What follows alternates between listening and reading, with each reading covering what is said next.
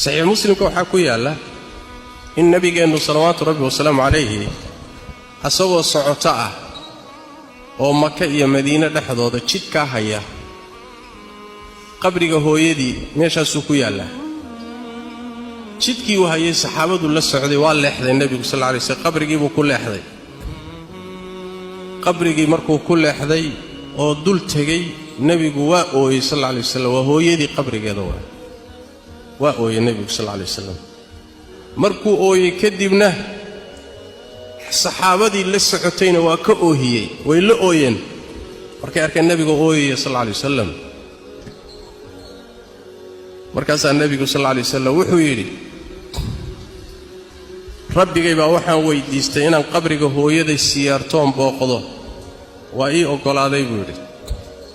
waxaan weydiistay inaan u duceeyo inuu Ilaahay u dambi dhaafo waa ii diiday